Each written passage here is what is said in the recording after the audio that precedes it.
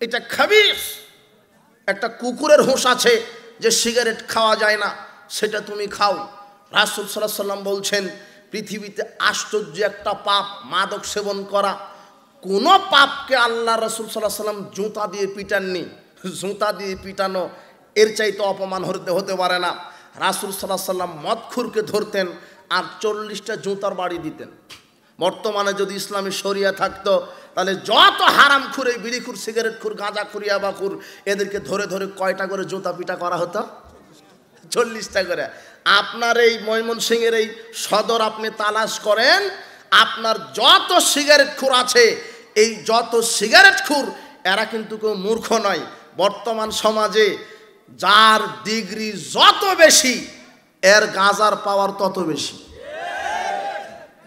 Van চালক মায়া বিড়ি খায়, নাসির বিড়ি খায়, এ পর্যন্ত শেষ, ওর ডিগ্রি নাই। কিন্তু তুমি বলছো যে আমি তো ঢাকা বিশ্ববিদ্যালয় থেকে ইংরেজিতে অনার্স মাস্টার, আমি বিড়ি খেলে কি হবে? আমাকে সুইস ব্যঞ্জন খেতে হবে। তুমি কি বুঝো তুমি কুকুর সিগারেট চাইতে খারাপ? তুমি আবার ক্লাস 1-এ ভর্তি হও, তারপরে বুঝো যে মাদক কত খারাপ। পৃথিবীতে কোনো পাপীকে আল্লাহ 40টা জুতা দিয়ে মারতে বলেনি, এই বিড়িখুরকে জুতা দিয়ে মারতে হবে। তো তুমি ডিগ্রি নিয়ে কি করলা? তুমি তো জুতা পিটার যোগ্য। তুমি কি বুঝো? তোমাকে আর কি দিয়ে বুঝাবো?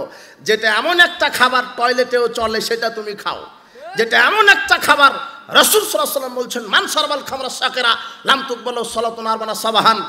একবার যদি কেউ মাদক মুখে দেয়, তার 40 দিনের কোনো ইবাদত কবুল হবে না। 40 দিনও কোনো ইবাদত কবুল হবে না। 40 দিন তার উপরে আল্লাহ অসন্তুষ্ট থাকবেন। 40 দিন আল্লাহ তার উপর অসন্তুষ্ট থাকবেন। এই জন্য উপস্থিত বৈঠকের মুসলিম দিনী ভাই, যুবক, তোমাকে বলছি, তোমার বাপকে বলছি, তোমার মসজিদের হুজুরকে তুমি বলে দিও, তোমার দাদাকে বলে দিও, বিড়ি, সিগারেট, ইয়াবা, জর্দাগুল হারাম, হারাম, হারাম। এগুলি খাবিস, এটা অপবিত্র খাবার। আমি এই কথাটা বলতে চাইনি, তবে তোমাকে বলছি পৃথিবীতে আশ্চর্য দুটা ঘৃণিত পাপ আছে। এই হাদিস শোনার পরেও যদি তুমি এই মাদক সেবন করো, তাহলে আমি বলবো যে তুমি আসলে কুকুর সিগালের চাইতে খারাপ। কেন? কুকুর সিগাল, গরু ছাগলের এদের কোনো জাত নাই। কুকুর সিগাল, গরু ছাগলের এদের জাত নাই। গরুর বাছুরটা তার মায়ের গায়ের উপরে লেফে উঠে, দেখেননি আপনি? কুকুরের বাচ্চাটা তার মায়ের গায়ের উপরে লেফে উঠে, বুঝেননি মনে হয় আপনি? ছাগলের বাচ্চাটা তার মায়ের গায়ের উপরে লেফে উঠে। কেন? ওদের কিন্তু হিতাহিত জ্ঞান বুদ্ধি নাই, বিবেক নাই। দেখো তো এই হাদিস শোনার পরে তুমি আজকে যদি মদ পান করো, তাহলে তুমি কুকুর সিগালের চাইতে খারাপ।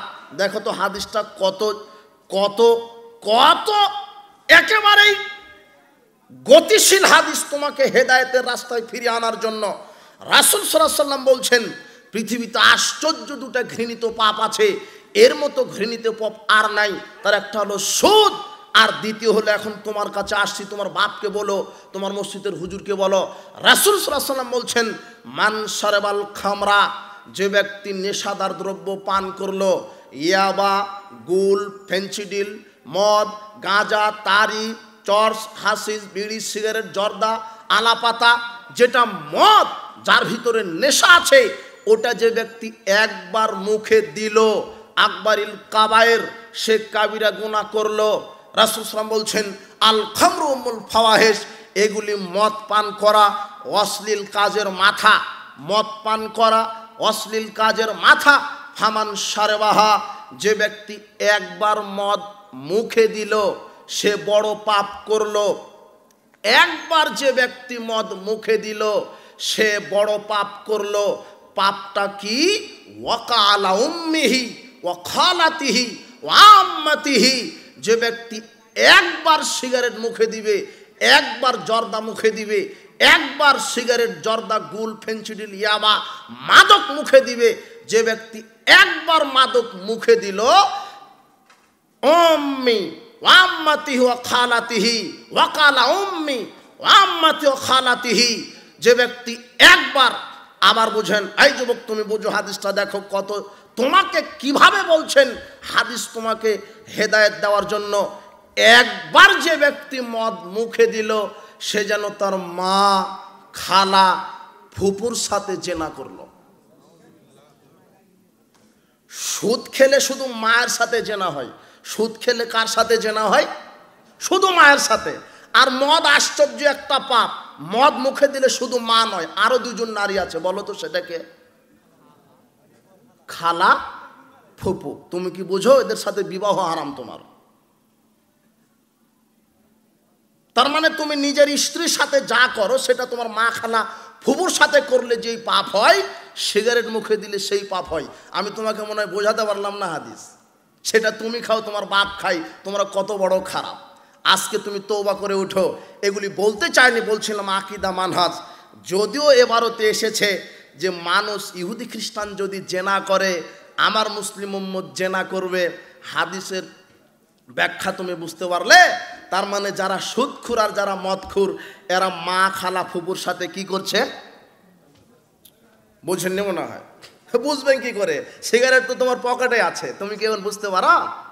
তুমি এখন ধরাতে পারছো না, এখান থেকে উঠতে পারছো না, তাই তুমি যে কত খারাপ। তোমাকে চেনা আছে, তোমার বাপকে চেনা আছে, তোমার দাদাকে চিনি, তোমার মসজিদের হুজুরকে চিনি। তোমার মসজিদের হুজুর এত খারাপ, তোমার মসজিদের হুজুর এত খারাপ, ও গাঁজাখুরের চাইতে খারাপ। যারা গাঁজা খায় তারা ফুটপাতে গোপনে খায়, আর তোমার মসজিদের হুজুর জর্দা মারে, মসজিদের মেম্বারের ভিতরে মারে। তোমার মসজিদের হুজুর এই গাঁজাখুরের চাইতে খারাপ। তোমার হুজুরকে আমি আর কি বলবো, তোমাকে আমি আর কি বলবো? তোমার পকেটে আছে সিগারেট, তোমার বাপের পকেটে তদন্ত করে এখন আছে সিগারেট, তোমার দাদার পকেটে আছে এখনো জর্দা, তোমার দাদি তো ওখানে বাড়িতে এখনো মারছে। তোমাকে আমি ছাড় দিতে এসেছি এখানে, তওবা করে ওঠো। হারাম, টোটালি হারাম। বাংলাদেশের এক আশ্চর্য মূর্তি ফতোয়া দিচ্ছে যে জর্দা যে হারাম, কোরআনে নেই বেটা। তো যে কুকুর যে হারাম, এটাও তো কোরআনে নাই। তুই আগামীকাল থেকে কুকুর খাস। শরীয়ত বুঝো, আবার ওয়ানে ভর্তি হও, আবার ক্লাস ওয়ানে পড়ো, পড়ার পরে শরীয়ত বুঝো, তারপরে জাতির সামনে ফতোয়া দিও। এটাই চূড়ান্ত, একেবারে হারাম, টোটালি হারাম। হালাল করার পৃথিবীতে দ্বিতীয় কোনো উপায় নাই। হারাম হারাম, অতএব হারাম। বলছিলাম এতটুকুন কথা শেষে আপনার সাথে কথা। ইন্না বানি ইসরায়েলা তাফারাকাত আলা সিনতাইনা সাবিনা মিল্লাতান। বানি ইসরায়েল বিভক্ত হয়েছে 72 কাতারে। কত কাতারে? ও তাফতারিকু উম্মাত আলা সালাসা সাবিনা মিল্লাতান। আর মুসলিম উম্মত বিভক্ত হবে 73 কাতারে। কত কাতার? 73 কাতার। মুসলিম উম্মত বিভক্ত হবে 73 কাতার। কুল্লুহুম ফিন্নার, প্রত্যেক কাতার যাবে জাহান্নামে। ইল্লা মিল্লাতান ওয়াহিদাতান, এক কাতার যাবে জান্নাতে। সাহাবীগণ জিজ্ঞাসা করলেন, মান হে ইয়া রাসূলুল্লাহ, সে এক কাতার কারা, কে? তখন তিনি বললেন, মা আনা আলাইহি ওয়াসহাবি, তারা হচ্ছে ওই কাতার যেই কাতারের লোকজন সাহাবাদের নীতিতে চলবে, আর আমি মুহাম্মদ সাল্লাল্লাহু আলাইহি সাল্লামের নীতিতে চলবে। এই হাদিসটা বোঝাতে গিয়ে আপনাকে হালাল হারামের কিছু কথা বললাম, সুদ মাদকতা নিয়ে কথা বললাম। মুসলিমরা বিভক্ত হবে কত কাতারে? 73। 72 কাতার কোথায় যাবে? জাহান্নাম। এক কাতার জান্নাতে যাবে। তারা কারা? যাদের আকীদা মানহাজ কাদের মতো হবে? রাসূল সাল্লাল্লাহু আলাইহি সাল্লাম, সাহাবায়ে কেরামের মতো। এটাই হলো আকীদা মানহাজ। যদি আকীদা মানহাজ আপনার ভ্রান্ত হয়, তাহলে আমল করেও জাহান্নামে যেতে হবে। আপনাকে দেখাই, আমি আর কি বলবো, আমার তো ভাষা হলো না। আপনি কি বুঝতে পারেন না নাকি যেখানে কোরআন হাদিসের আলোচনা হয়? আপনি কি মানুষ না কি বলছেন আপনি এখানে? আপনার তো এই সময় ব্যস্ততা থাকার কোনো কারণ দেখছি না আমি।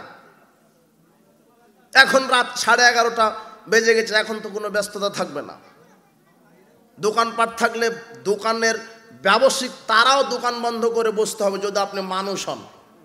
এখন তো আর আপনার কোনো ব্যস্ততার কোনো প্রয়োজন নাই।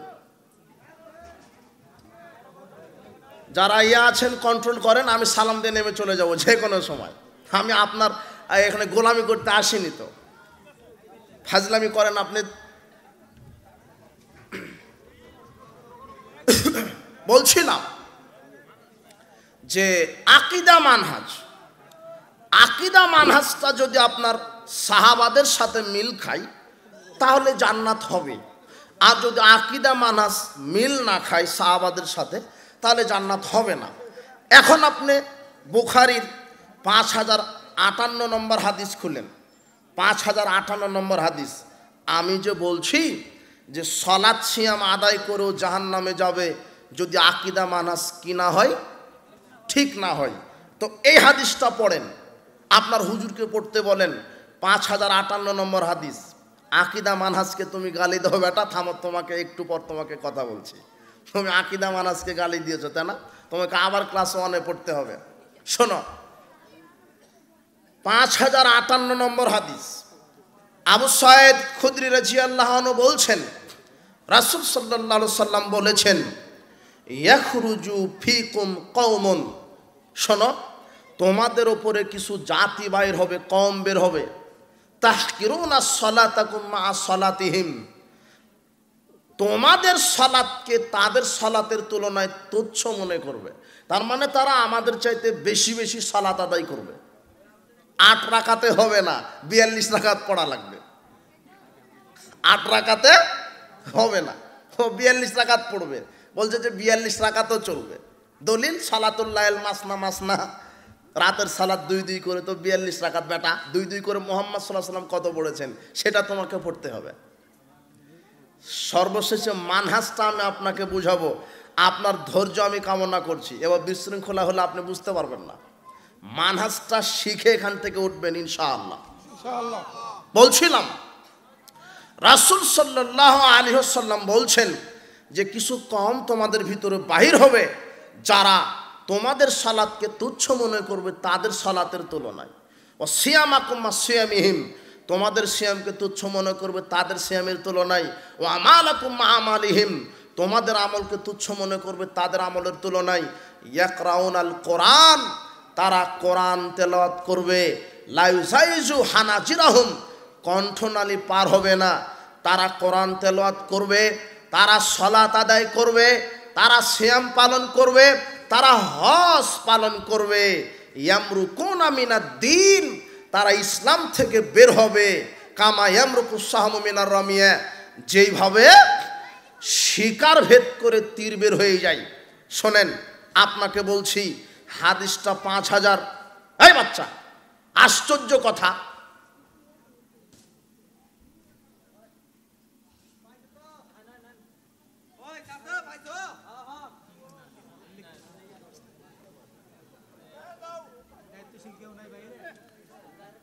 রাসূল সাল্লাল্লাহু আলাইহি ওয়াসাল্লাম বলছেন, শোনো, এমন একটা কওম বের হবে যারা খুব বেশি বেশি সালাত আদায় করবে, বেশি বেশি সিয়াম পালন করবে, বেশি বেশি দান সদকা করবে, বেশি বেশি কোরআন খতম দিবে। এদের ঈমানটা, ইসলামটা ওইভাবে বের হয়ে যাবে যেমন তীর থেকে শিকার অথবা শিকার ভেদ করে তীর বের হয়ে যায়। যেভাবে তীর থেকে শিকার থেকে তীর বের হয়ে যায়, ঠিক এদের ঈমানটা, ইসলামটা ওইভাবে বের হবে। এরা ঈমান থেকে, ইসলাম থেকে বের হবে, তার মানে এদের ঈমান ইসলাম নষ্ট হবে। রাসূল সাল্লাল্লাহু আলাইহি ওয়াসাল্লাম বলছেন, অথচ এরাই বেশি বেশি সালাত আদায় করবে, বেশি বেশি সিয়াম পালন করবে, তারপরও এরা মুসলিম থেকে বের হয়ে যাবে, এদের ঈমান অনুপরিমাণও থাকবে না। এরা কারা? অথচ আপনার চাইতে তারা বেশি সালাত আদায় করছে। হাদিস বুখারী, কত নম্বর হাদিস? 5058 নম্বর হাদিস। রাসূল সাল্লাল্লাহু আলাইহি ওয়াসাল্লাম বলছেন, তোমাদের সালাতকে তারা গুনবেই না, তুচ্ছ মনে করবে। তারা বেশি বেশি সালাত আদায় করবে, তারা বেশি বেশি সিয়াম পালন করবে, তারা বেশি বেশি আমল করবে, এরপরেও তারা মুসলিমই থাকবে না। তারা আবার কারা? এদেরই আকীদা ভ্রান্ত। এরা নিজের মতো করে আকীদা বুঝেছে, এরা নিজের মতো করে কোরআন হাদিস বুঝেছে। দেখেন, আপনাকে একটা কথা বলি, আর একটা হাদিস বুখারী খুলবেন। এই শোনেন, আপনি মনোযোগ দেন। এতক্ষণ যা আপনি শুনেছেন তার চাইতে বেশি মনোযোগ দেন। আপনি মনে করবেন যে আপনার মাথার উপরে পাখি বসে আছে, আপনি পাথর, পেশাব পায়খানা ভুলে যেতে হবে। জি না, একেবারেই যদি এমার্জেন্সি জরুরি হয় একেবারে আস্তে করে উঠে যাবেন যেন আর একজনের সমস্যা না হয়। আর আপনি এখনো দাঁড়িয়ে আছেন মানে কি? আর আপনি এখনো কথা বলেন না। বলছিলাম, এবারে এই হাদিসটা আপনি বুঝেন। 5058 নম্বর হাদিসে রাসূল সাল্লাল্লাহু আলাইহি ওয়াসাল্লাম বলছেন, সালাত, সিয়াম, হজ, যাকাত আদায় করার পরেও তারা মুসলিম থাকবে না। তো তারা কারা? এরপরে দেখেন, এবার বুখারী খুলেন 3606 নম্বর হাদিস, 3606 নম্বর হাদিস। হুযায়ফা ইবনুল ইয়ামান রাদিয়াল্লাহু আনহু বলছেন, কানান নাসু ইয়াসআলুনা আনিল খায়রে, লোকজন রাসূল সাল্লাল্লাহু আলাইহি সাল্লামকে কল্যাণ সম্পর্কে জিজ্ঞাসা করত। কোনটা আমল করলে কত ফজিলত, কোনটা কল্যাণ, কি করলে জান্নাত, এগুলি জিজ্ঞাসা করত। কুনতু আসআলু আনিশ শাররি মাখাফাতা ইদরিকানে, হুযায়ফা রাদিয়াল্লাহু আনহু তিনি বলছেন, কিন্তু আমি কল্যাণ সম্পর্কে জিজ্ঞাসা করিনি, আমি উল্টা অকল্যাণ সম্পর্কে জিজ্ঞাসা করি। আল্লাহর নবী, কি করলে ঈমান নষ্ট হবে, কি করলে জাহান্নামে যাবে মানুষ, কি করলে মানুষ ফিতনায় পড়বে, আমাকে এগুলি বলেন, তারপরে আমল টিকাবো, তারপরে জান্নাতের ধান্দা করব। আগে ঈমান টিকাতে হবে, ঈমানই যদি না থাকে তা আমল করে কি হবে। দেখেন হুযায়ফার বুদ্ধি, দেখেন হুযায়ফা রাদিয়াল্লাহু তাআলা আনহুর বুদ্ধি বিবেক দেখেন। মানুষ আপনাকে ফজিলতের বয়ান করছে, শুনতে চাই কি করলে জান্নাত, কি করলে ফজিলত, কি করলে জান্নাত, কিন্তু আমি জানতে চাই কি করলে ঈমান নষ্ট হয়, কি করলে জাহান্নামে যাওয়া লাগে। আগে আমাকে ঈমান টিকাতে হবে, তারপরে জান্নাত। হুযায়ফার এই কথা শুনে বলছেন, হুযায়ফা রাদিয়াল্লাহু আনহু বলছেন, আল্লাহর নবী আমাকে অকল্যাণ সম্পর্কে আগে বলেন, অকল্যাণ সম্পর্কে আগে বলেন। ইন্না কুন্না ফিল জাহিলিয়াতি ওয়া শাররিন, আমরা জাহেলি যুগে ছিলাম, অকল্যাণের যুগে ছিলাম। ফাজানা হাজাল খায়রে, ফাজানা আল্লাহু বিহাজাল খায়রে, আল্লাহ অনুগ্রহ করে আমাদেরকে কল্যাণ দিয়েছেন, এ কথা ঠিক, তবে আমাকে অকল্যাণ বোঝান, আমাকে অকল্যাণ বোঝান। আল্লাহ আমাদেরকে অকল্যাণ থেকে ফিরিয়ে কল্যাণ দিয়েছেন। ফাহাল যালিকাল খায়রে মিন শাররিন, তবে এই কল্যাণের পরে কি আবার অকল্যাণ আসবে? যেই কল্যাণটা আমাদেরকে দিলেন, এই কল্যাণের পরে কি আবার অকল্যাণ আসবে?